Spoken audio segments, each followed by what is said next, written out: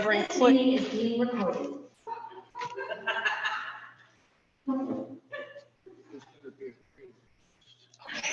True.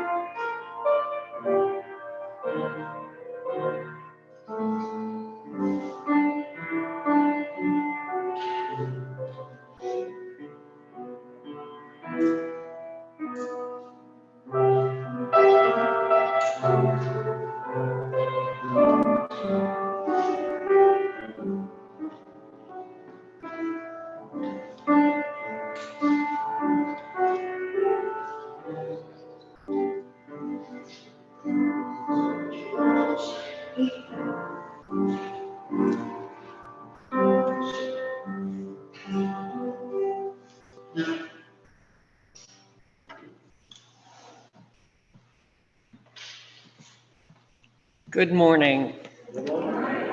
It is very nice to be back here in Fall River. You have all become my great friends down on the South Shore, so I really appreciate the invitation to come share worship with you. It was an easy drive, even with the drizzle, because people don't drive on Sunday mornings. It's great.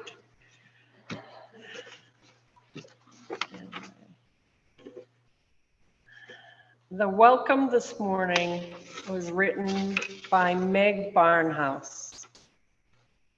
We gather to worship, our hearts alive with hope that here we will be truly seen, that here we will be welcomed into the garden of this community, where the simple and the elegant, the fluted and frilled, the shy and the dramatic complement one another and are treasured. Come, let us worship together. All genders, sexualities, politics, clappers and non-clappers, progressive or conservative, may we root ourselves in the values of this faith: compassion and courage, transcendence, justice, and transformation.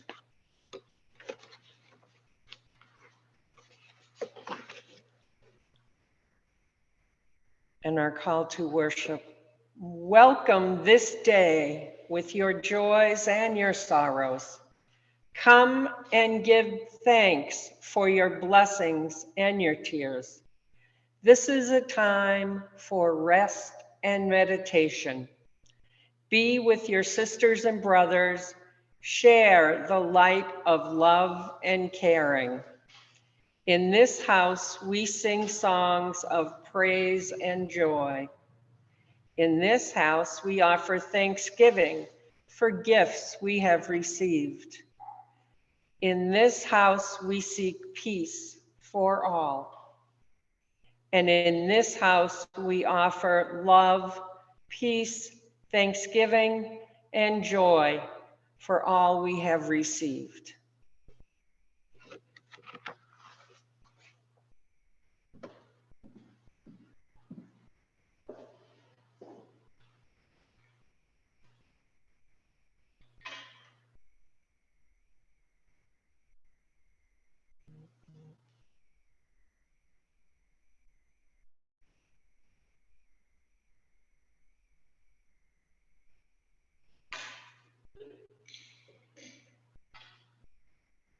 Obviously, I'm not technically qualified or You just need It's a to- test. It's a test, It's a yes. test. It's a test that we subject all of our.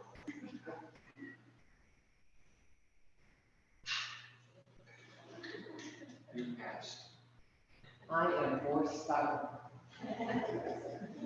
Chalice lighting today is from Alexis Albrecht from a Soul Matters program. In this space, with atheists and theists, with pagans and agnostics, with humanists and theists, and those who reject labels, what new understanding can emerge if we listen to each other? In this space full of varied experiences, concerns, and hopes, what new revelation may come if our hearts and minds are open? In this space where we covenant to seek the truth in love and to help one another, what new ways of life may emerge and come into being? Welcome to this diverse community and the possibilities within it, just waiting to be born.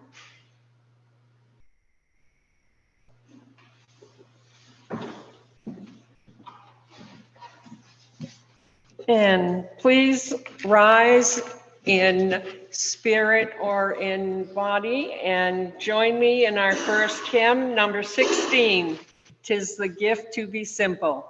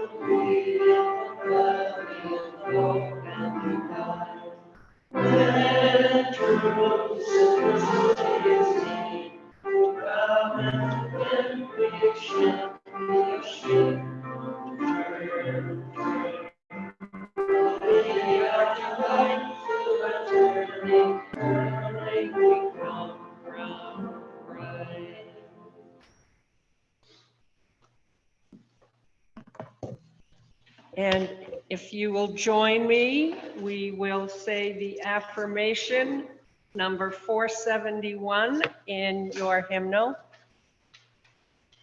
Love is the doctrine of this church. The quest of truth is its sacrament, and service is its prayer. To dwell together in peace, to seek knowledge in freedom, to serve human need, to the end that all souls shall grow into harmony with the divine. This with each other and with God. Please be seated. And does anyone have any announcements this morning?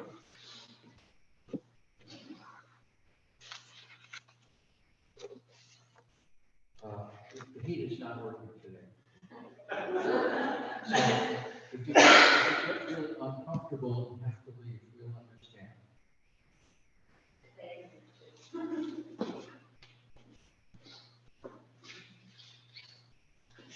Francis, the usual announcement about the Course in Miracles program, our participants, there's two of our participants here, and Richard Trudeau, who is here to speak, former professor of math and history of, I was going to say astrology, but I know it's astronomy. It's going to be better if it was astrology. He was, still is, a master. And Dave Bott, our end, site nurse extraordinaire, and Donald Wilkie, who is our MC. Every Friday, 9 to 10, we're gathering new listeners, including, I'm pretty sure, an actress by the name of, she starred in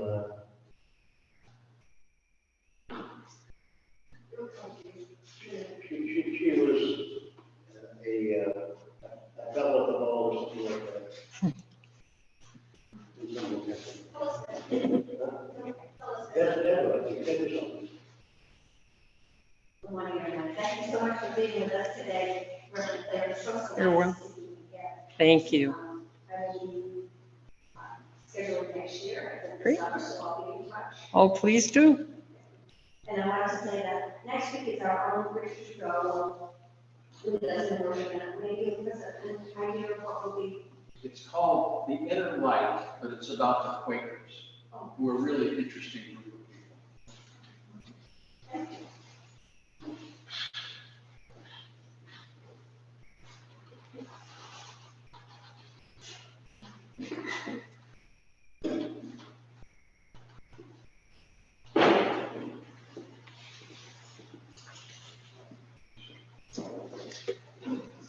All right. Thank you very much, everyone.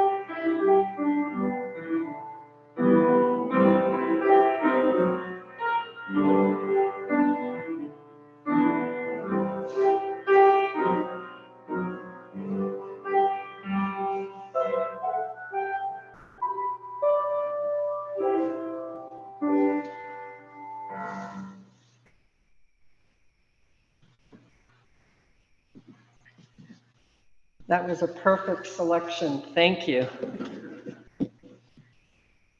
Our reading today comes from the Psalms, Psalm 19, verses 1 to 2 and 7 to 10.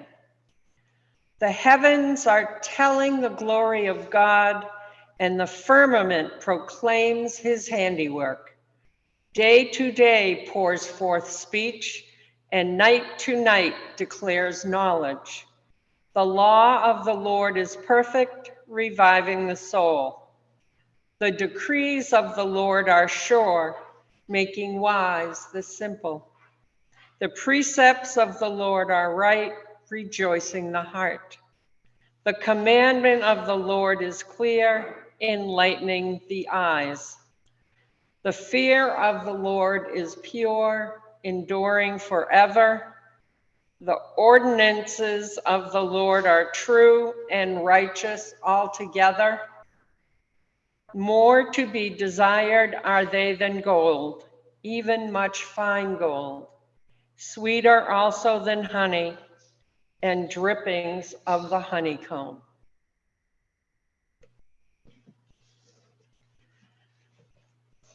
And please join me in our responsive reading found in the hymnal number 662, Strange and Foolish Walls by A. Powell Davies. I'll read the regular print and we'll all do the italics. The years of all of us are short. our lives precarious.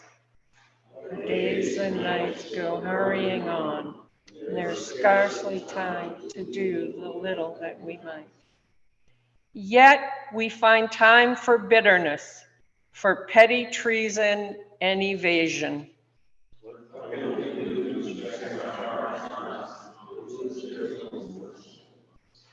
Here we are, all of us, all upon this planet, bound together in a common destiny, living out our lives between the briefness of the daylight and the dark.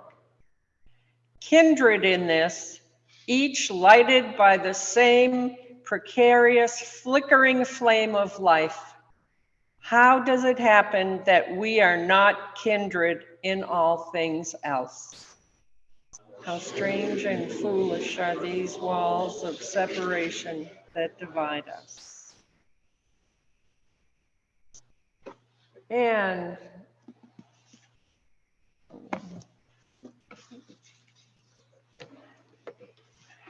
we'll take a time together in a time of quiet for meditation and prayer.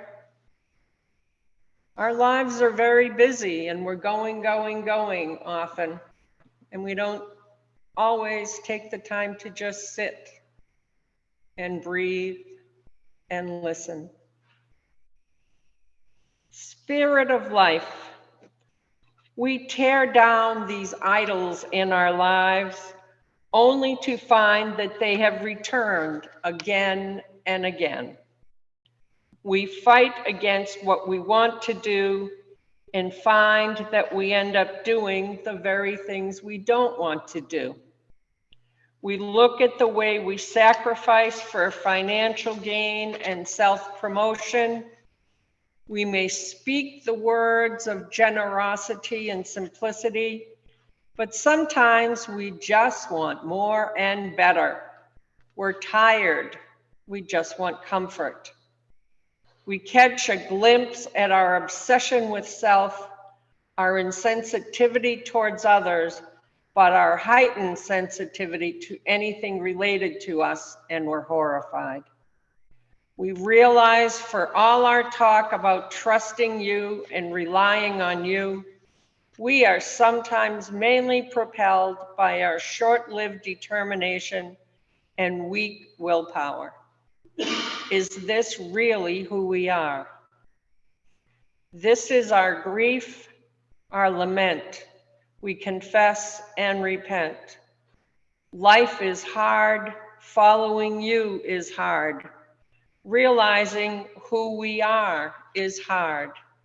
But today is not the end of the story.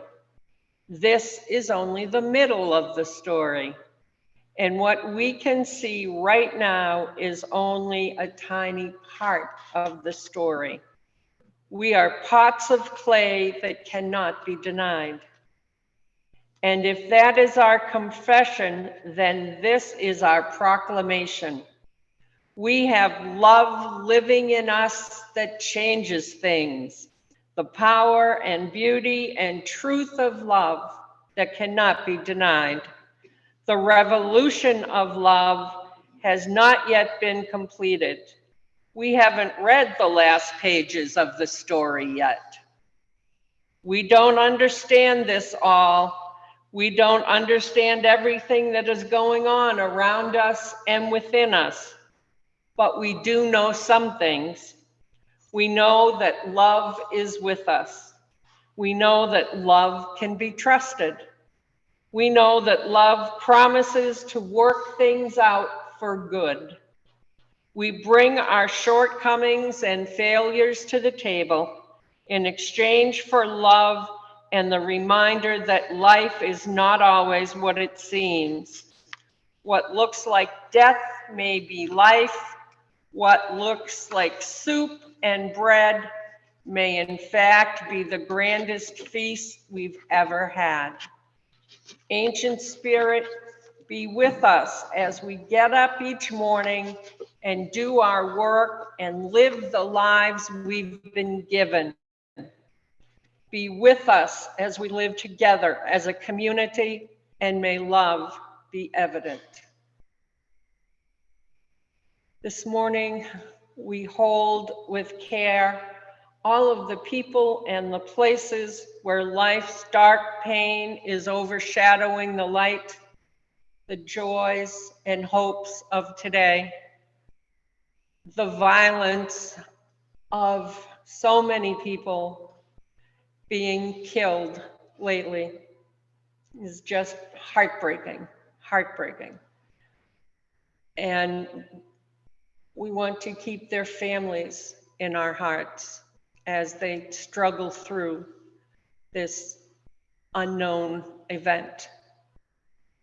I want to remember actually that Dr. Harold Kushner, who just passed away on Friday at 88. He was the rabbi who wrote the book When Bad Things Happen to Good People. And he was good people. So he taught many people many things and just things to ponder and comfort. We'll take a few minutes now for personal meditation.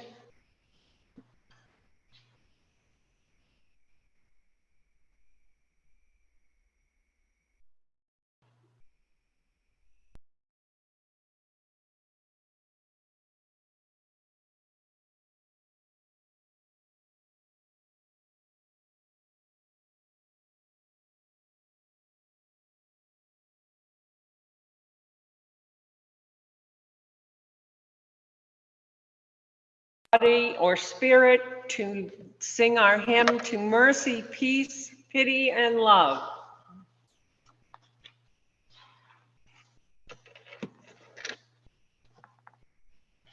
It's number 73 in your order of, in your hymnal. Sorry. 93. 90, that's what it says, 93.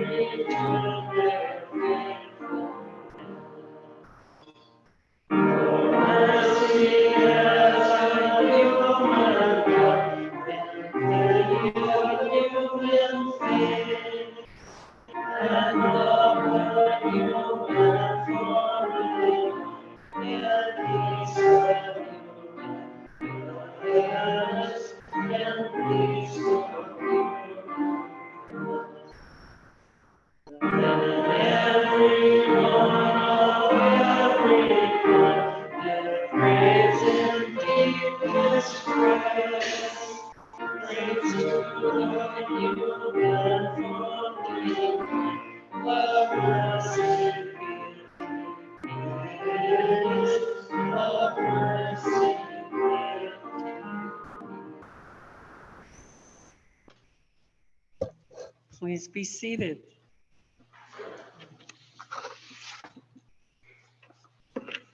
Over the last 25 years or so, I've sung that hymn many, many times. And it was just recently that I happened to look down at the bottom and saw that it was from a poem of William Blake. When in 10th grade and we studied poetry, he was the only poet I liked. So I can tell why now.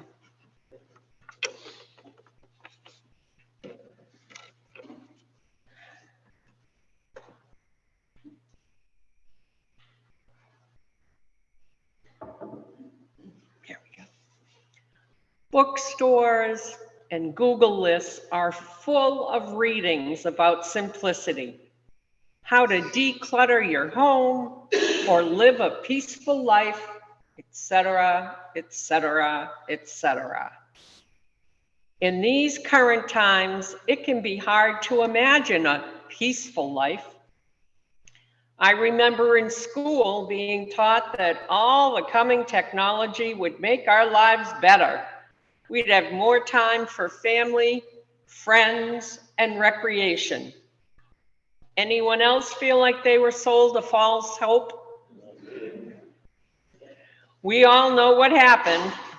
We learned to multitask, how to go on vacation and never really leave work behind, how to have it all. I don't feel like I have it all. Some days I feel like I got nothing. Life has become more complicated, more busy, more intense, and more overwhelming. Many of us are sleep deprived, overweight, poorly nourished, physically unfit, depressed, or battling a variety of addictions such as chemicals, food, work, sex, exercise, or extreme experiences. At times, we feel like we can never get it all done. Finish on time, remember it all, or do our best. We look for apps to help organize everything. Grocery lists, schedules, to-do lists, honey-do lists, gift lists, wish lists. Some of us think we don't need to make a list. We'll remember. If we could remember it all, there'd be no need for so many apps. Our schedules are packed with work, meetings, kids, sports, birthday parties, dinner parties, book clubs, ski club, medical appointments, oil changes. Have I forgotten anything? We can color code all this on our calendar so we can better keep track of it all. We can share calendars with others so family members know what's coming up and who is doing what or going where. Sometimes we have to pencil in date night so we can spend time with the person we love most. Sometimes we have to schedule time to shop for groceries or get the car fixed, as well as the usual things like take the dog to the vet, go to the dentist, get your hair cut. And then your sister invites you to come over for Sunday dinner, and you feel you have to decline, saying you just have so much to do. Or you accept, and then you're doing laundry at 2 a.m., sending emails at 4:30 a.m., or just getting up early to have 5 minutes of quiet. Or maybe you forgot to pick up the dry cleaning. There's no milk in the fridge for breakfast. That's why God made ice cream. Or you're late for work again, and you feel exhausted and are afraid you'll doze off in your morning meeting. Remember when we learned that technology would make our lives easier, with more time for family and fun? What happened? The need for success happened. The need for more happened. The need for bigger and better and newer happened. Version 2.0 happened. Needing to be the best happened. The desire for success is not new. Ancient civilizations exhibited their wealth just as we do. Large homes, gold and jewels, more resources such as animals, crops, and workers or slaves. We all have the need to not only succeed, but to make sure everyone else knows we've succeeded. These are all considered part of human nature. The concept we need to better understand are moderation and simplicity. When Henry David Thoreau moved to his cabin at Walden Pond, his plan was, and I quote, "I went to the woods because I wished to live deliberately, to front only the essential facts of life and see if I could not learn what it had to teach and not, when I came to die, discover that I had not lived. I did not wish to live what was not life. Living is so dear. Nor did I wish to practice resignation unless it was quite necessary. I wanted to live deep and suck out all the marrow of life, to live so sturdily and Spartan-like as to put to rout all that was not life, to cut a broad swath and shave close, to drive life into a corner and reduce it to its lowest terms. And if it proved to be mean, why then to get the whole and genuine meanness of it and publish its meanness to the world. Or if it were sublime, to know it by experience and be able to give true account of it in my next excursion." Thoreau's days were spent completing daily chores of survival, exploring and examining the miraculous world of nature around him, and keeping notes of all he experienced. He went into Concord a few times a week for supplies and companionship. He was ready for travelers to stop by and visit, with 3 empty chairs in his cabin to welcome them. As a transcendentalist, Thoreau believed that the divine in life could be found in simplicity and nature. Thoreau knew the pleasure and fulfillment of a good bowl of soup and a piece of bread, the wonder of sunlight shining through morning dew on winter icicles, the shuddering strength of a nor'easter with high winds and deep snow, and the beauty to be seen the next day.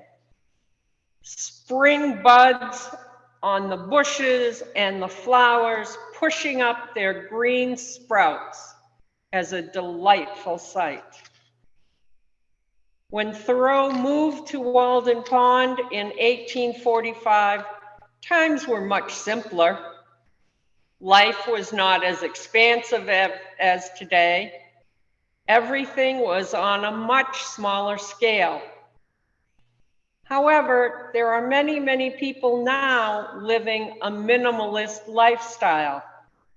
They're building mini homes. There are blogs, communities, books, and meetup groups. Remember a while ago, there were folks living off the land, or people who moved off the grid. These people and families are not strange or extremists, although we all know there's a few exceptions in every group. Most of these people have embraced simplicity, that less is more, that moderation in anything can be enough, and have found happiness, success, love, joy, and fulfillment. Simplicity does not mean you have to move to Walden Pond, or never take your kids to soccer, or even wear the same clothes every day. It does mean that you do not have to answer every email or text immediately. Set aside a time each day for correspondence. Call your best friend and chat while you also confirm your coffee date for the weekend. Clear your closet. How many pairs of black pants do you really need? It does mean that your kids don't have to play soccer and baseball and dance and do theater and chorus and still go to scouts each week. Have each child pick their favorite activity or two. Then no one has to do homework by flashlight in the car on the way to pick up a sibling at practice. You can actually sit at home on a Saturday, washer and dryer doing their thing, and make sorting socks a game. How many pairs can each of you match in 3 minutes? Then you can read the latest issue of The New Yorker, AARP, Scientific American, or whatever your guilty pleasure is. Later in the day, you can all play a round of Sorry or Uno, or make pizza together instead of calling for takeout. My main point is simplicity and moderation are not extremes.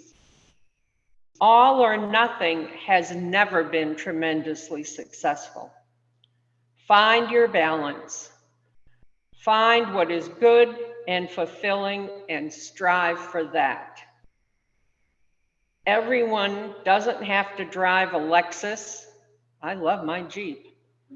We've heard the advertisements to do just one thing for the environment. Why not do just one thing to simplify your life? It might just grow on you.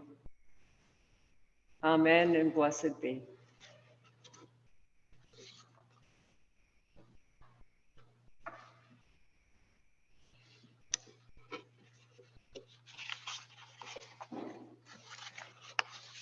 And now we will have our offertory, the morning offering to continue the life, the work, and the mission of this congregation will now be freely given and gratefully received.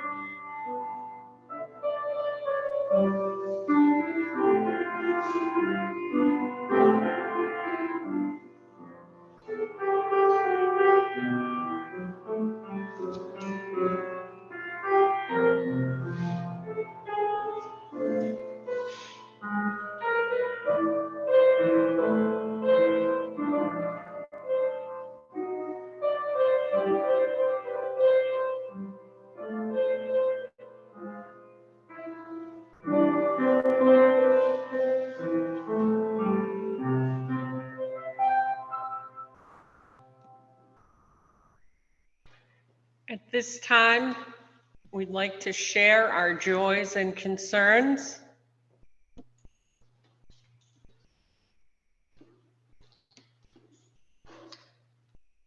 You probably remember that I've been keeping you up to date on the progress of Heather Daniels at Mass General. Last I had heard from her that she was still in ICU and had a, it sounds like a craniotomy to the pressure in the brain. Well, she's out. So like, oh, okay. Saw her mother, she came all the way from Florida to be with her and is now back in the country. So she's apparently able to navigate and get around after that was a life an illness, she was hit by a car somewhere in Boston. Anyway, she's back.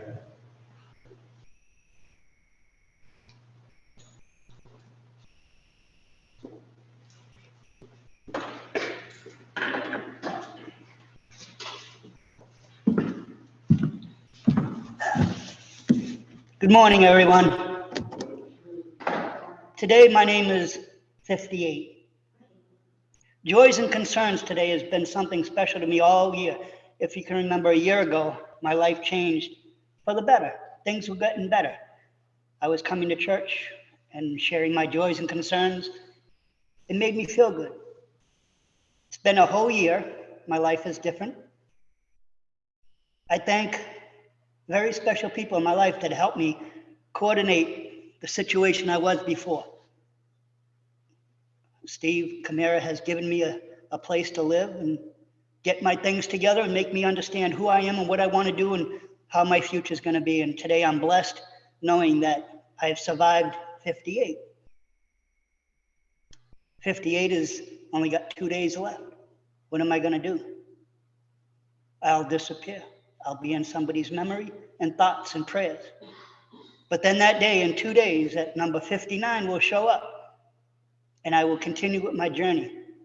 Because as my day of May 2nd will be my birthday of 59, and I will be blessed to know that I have survived another year. I never thought I would have made it this far, because I read a statistic that said men between the ages of 32 and 59 die of cancer, prostate cancer, some type of disease, or an ailment. So I'm looking forward to 59 because I'm thinking, if I make it through 59, God bless me, I'll be 60. So I say goodbye to 58, which I'm blessed because I've had this family involved in my life, the church, and having people that gave me an opportunity, a chance to do what I wanted to do. I'm doing it, and I'm going to continue doing what I do and be blessed because I feel this is my family, my joys are here amongst everybody. I never written this down. It's just all coming from my heart. And I feel I can express myself openly because I feel part of the family and I am giving you a part of my joy. I am so happy to be here with you guys here as 58 disappears and 59 will be around the corner.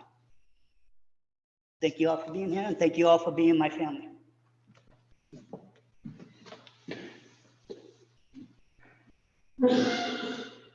Thank you for that sharing. That was lovely. I'd like to share as well. Yes. That microphone, I guess, although my voice is easily heard. Donald spends a lot of time thanking people and thanking the constituents, but I just wanted to return the thanks because it was a year ago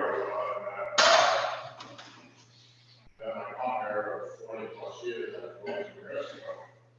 And I visited him regularly. Today, he has Parkinson's, like it's here for Parkinson's. It's a struggle, and it's sad to see the deterioration that disease brings to you. So my house became empty, and I was sort of looking forward to living alone. And simplify my life as a single option. But then in church one day, I don't know if it was there, or Richard sent out a notice that one of our members was facing homelessness and didn't have a room. Plus I realized I had a room, but I was really resistant to say, yeah, I'll open up. But then Donald called me directly and said, what do you think? Open up and give it a try. So I said, well, okay, let's do a 3-month trial. See how it works. Well, now 12 months later, I can say that Donald did well. To me. And just want to thank you, Donald, for being a wonderful support in my life. The other thing that you might have is as you talk about, since you brought up age, this week I watched the 90th birthday of Carol Burnett. It was a wonderful show on TV. And then, I think yesterday, Willie Nelson celebrated his 90th birthday. So I think 90 is the new 50 or something. Yeah.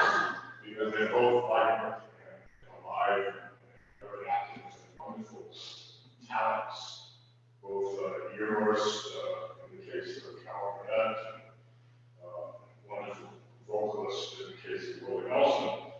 And then I thought about ageism and how we tend to be abusive of our elders. And yet, in many cultures, and really the American culture, indigenous people's culture, it is the elders that we go to gain wisdom and hope for the future. And I'm a bit outraged that our president is being criticized. And any other kind of bigotry, racism, homophobia, classism, or any misogyny, anything else would be abhorrent to hear it. But yet, all of a sudden, his age is something that is looked on as a detriment. And I hope that we individually, and I hope collectively, and I hope eventually, it will be understood that he's the target of ageism. And he doesn't deserve it because, in my estimation, things are a little bit better now than they were several years ago. And I'm happy to see that an 80-plus-year-old is approaching having now 3/4 of a century. I'm appreciating further and most of all the joy that we find older. Thank you. Does anyone have anything else? I'm glad I didn't have to follow the both of you with my sermon. Hard to beat. Lovely, lovely thoughts. Please rise as you are able in body or spirit and join me in our final hymn, number 126. Come thy fount of every blessing. 126 in your hymnal.